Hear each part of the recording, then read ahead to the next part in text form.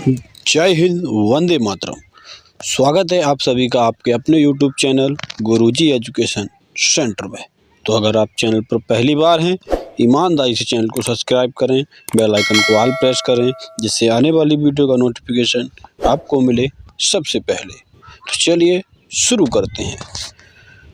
आपने ये वीडियो आपको सीटेट एग्ज़ाम के लिए बहुत ही ज़्यादा इम्पोर्टेंट होगी और भी अदर्स एग्ज़ाम हैं उनके लिए भी बहुत ही इम्पोर्टेंट साबित होगी। सीटेट का पहला चैप्टर है जो ईवीएस के माध्यम से आता है, परिवार और मित्र। तो इस वीडियो में हम परिवार से संबंधित कुछ जानकारी हासिल करेंगे जो आपके लिए बहुत ही महत्वपूर्ण होगी। तो चलिए समझते हैं। सबसे पहले परिवार क्या चीज़ होती है, परिवार को पहले समझते हैं। ठीक है, परिवार को अंग्रेजी में फैमिली कहते हैं। मतलब आपको ये तो पता ही है परिवार को अंग्रेजी में फैमिली कहते हैं, जो लैटिन भाषा के फेमुलस शब्द से बना हुआ है। किससे बना है? फेमुलस शब्द से बना हुआ है। किससे? लैटिन भाषा के फेमुलस शब्द से बना हुआ है, जिसका संकुचित और व्यापक दो अर्थ है। कितने अर्थ हैं? दो अर्थ हैं। संकुचित और व्यापक दो अर्थ हैं। कितने अर्थ हैं? दो अर्थ हैं।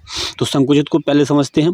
संकुचित अर्थों में परिवार का तात्पर्य नौकर से होता है, जहां पर बच्चों का पालन पोषण किया जाता है या केवल लैटिन भाषा तक सीमित रहा है। मतलब संकुचित का जो अर्थ है उसका अर्थ है, तात्पर्य है नौकर, और इस नौकर को तात्पर्य को मतलब सिर्फ लैटिन भाषा में ही सीमित रहा है, उससे आगे से नहीं यूज किया गया है। अब आगे समझते हैं, व्यापक का अर्थ समझते हैं। व्यापक अर्थों में परिवार एक सामाजिक संस्था है। मतलब व्यापक अर्थ से अगर समझते हैं तो परिवार क्या है? एक सामाजिक संस्था है जिसमें माता पिता, उनके विवाहित और अविवाहित बच्चे तथा अन्य सदस्य जैसे दादा दादी, बुआ चाची, मतलब जो भी रहने लगते हैं, वो सभी किस में आते हैं? इसी सामाजिक संस्था में आते हैं, परिवार में आते हैं। इत्यादि जो आपस में जुड़े हुए होते हैं, उनसे अपने उत्तरदायित्व की भूमिका निभाते हैं, उसे परिवार कहते हैं। मतलब ये एक दूसरे से जुड़े हुए, रक्त संबंध से जुड़े हुए होते हैं और वो अपनी अपनी भूमिका निभाते हैं, उसे हम परिवार कहते हैं। आगे समझते हैं। परिवार में बालक को सामाजिक की शिक्षा प्रदान की जाती है। मतलब जो परिवार होता है, परिवार में किसकी शिक्षा प्रदान की जाती है? सामाजिकरण की शिक्षा। मतलब सामाजिकरण की शिक्षा प्रदान की परिवार से वो स्वतः ही ग्रहण करता है। और परिवार में बालक का प्रथम गुरु उसकी माँ होती है। ये क्वेश्चन कई बार पूछा गया सी टेस्ट में कि सर्वप्रथम माँ कौन होती है बच्चे की? तो उसकी गुरु होती है। परिवार समाज की एक प्राथमिक इकाई है। मतलब जो परिवार है वो समाज परिवार से ही समाज का निर्माण होता है और उसकी कैसी है? प्राथमिक इकाई है। ठीक है, ध्यान रखेंगे। अब कुछ परिभाषाओं को हम समझेंगे जो परिवार से संबंधित दी हैं। मैकावर एवं पेज के अनुसार, मैकावर ने और पेज ने जो परिभाषा दी है उसको हम पहले समझते हैं। परिवार एक ऐसा समूह है जो यौन संबंधों पर आधारित है और जो इसका छोटा सा स्थायी है कि उसमें बच्चों की उत्पत्ति एवं पालन पोषण हो सके। तो परिवार कैसा है?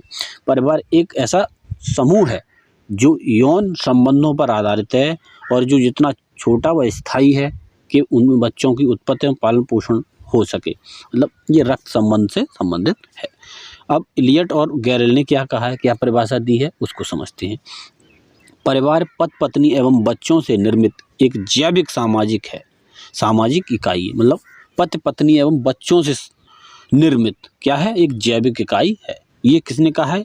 इलियट एवं मेरिल ने इस बात को कहा। ये परिभाषा दी है परिवार की। अब समझते हैं विल्स ने क्या कहा। विल्स तथा हाइजर के अनुसार इन्होंने परिभाषा दी है। परिवार को संक्षेप में एक सामाजिक समूह के रूप में परिभाषित किया जा सकता है। मतलब परिवार को अगर संक्षेप में सामाजिक समूह के रूप में परिभाषित किया जा सकता है, जिसके सदस्य रक्त के आधार पर एक दूसरे से जुड़े हुए होते हैं। मतलब कैसे जुड़े हुए होते हैं? रक्त संबंध के आधार पर जुड़े हुए होते हैं। अच्छा, ठीक है, ये परिवार समझ में आए, इनको आप विशेष करके ध्यान दें। अब परिवार के हम प्रकार को समझते हैं। ठीक है, परिवार के प्रकार को। तो परिवार मुख्य रूप से दो प्रकार का होता है। कैसा होता है? संयुक्त परिवार और एकल परिवार। कैसा? दो प्रकार का परिवार होता है, संयुक्त परिवार और एकल परिवार।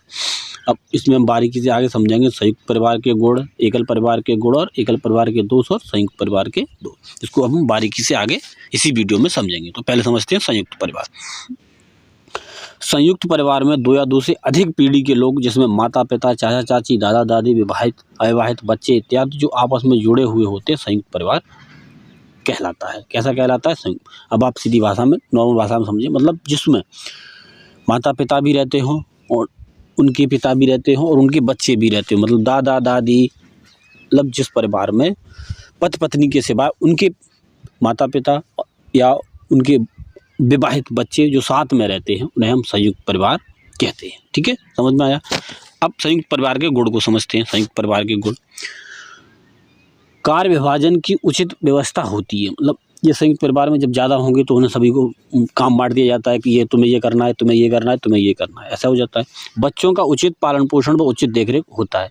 और ये बात सत्य है कि मतलब एकल संयुक्त परिवार में सभी देखते हैं बच्चों को, कौन क्या कर रहा है, कौन नहीं कर रहा है, सभी उसको डांटते हैं।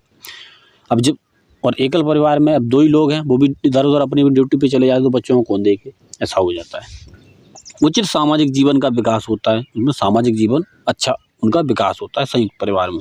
बच्चों के लिए अनुकूल वातावरण मिलता है, मतलब अनुकूल वातावरण मिलता है। परिवार की परंपराओं की रक्षा होती है, मतलब परिवार में परंपराएं जो होती हैं संयुक्त परिवार में डांट डांट के सब बताएंगे, ऐसा करना है, ऐसा नहीं करना है। और पारिवारिक धन का समान होता है, पारिवारिक धन का समान वितरण होता है, मतलब जो धन होता है वो समान ही वितरण होता है। अब आगे समझते हैं संयुक्त परिवार के दोष को समझते हैं। ठीक है, संयुक्त परिवार के दोष: व्यक्तित्व के स्वतंत्र विकास का समुचित अवसर उपलब्ध नहीं होता, मतलब आदमी को समुचित व्यवस्था नहीं मिल पाती है। स्वतंत्र विकास, स्वतंत्र मतलब स्वतंत्र नहीं रह पाता। ठीक है, जो संयुक्त परिवार में आदमी स्वतंत्र नहीं रह पाता है। पारिवारिक कलह एवं संघर्ष का संभावना अधिक होती है, मतलब परिवार में कलह मतलब एक दूसरे में लड़ाई झगड़े, ये संभावना हमेशा बनी रहती है। ठीक है, आवश्यकता पूरी होते रहने से अधिकांश सदस्यों को आलसी हो जाते हैं। मतलब संयुक्त परिवार में देखा होगा, कोई काम करता है, कोई नहीं करता, जिसका मतलब नहीं करता है वो तो आलसी होता ही चला जाता है। ठीक है, अब हम समझते हैं एकल परिवार को। ठीक है, एकल परिवार को, अब एकल परिवार को समझते हैं। एकल परिवार क्या होता है? एक परिवार वह प्रकार है जिसमें माता पिता और उनके अविवाहित बच्चे जो एक साथ रहते हैं, उन्हें एकल परिवार कहते हैं। मतलब आप समझ सकते हैं, जिसमें माता पिता और उसके अविवाहित बच्चे, मतलब विवाहित नहीं अविवाहित बच्चे रहते हैं, उसे हम एकल परिवार कहते हैं। ठीक है, ध्यान रखेंगे बारीकी से। एकल परिवार के पहले गुण को समझते हैं, उसके बाद दोषों को हम देखेंगे। व्यक्तित्व स्वतंत्र विकास का समुचित अवसर उपलब्ध होता है, मतलब स्वतंत्र विकास का, व्यक्तित्व स्वतंत्र विकास का समझ सकते हैं, स्वतंत्र विकास का समुचित अवसर उन्हें मिलता है।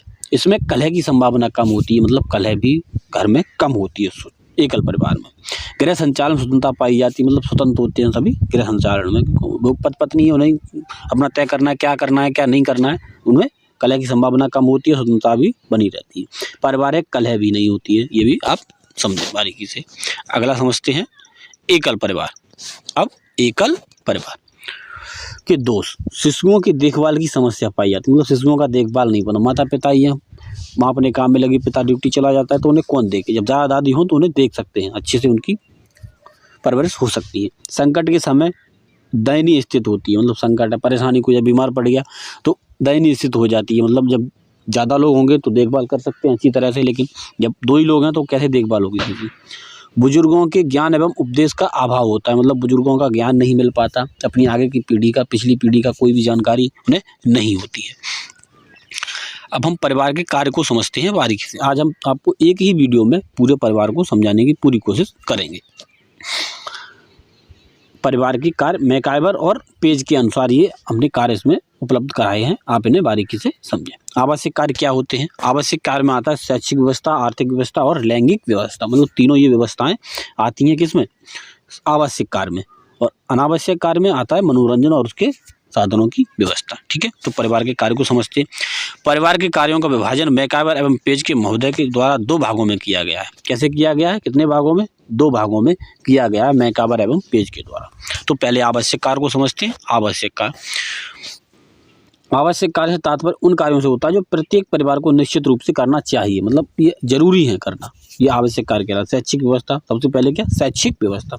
हमारे परिवार में पल बढ़ रहे बालकों के लिए उचित शिक्षा की व्यवस्था करना शैक्षिक व्यवस्था कहलाता है। क्या कहलाता है? शैक्षिक व्यवस्था कहलाता, मतलब उचित व्यवस्था उन्हें बच्चों को प्रदान करना क्या कहलाता है? शैक्षिक व्यवस्था कहलाता है। अब समझते हैं हम आर्थिक व्यवस्था।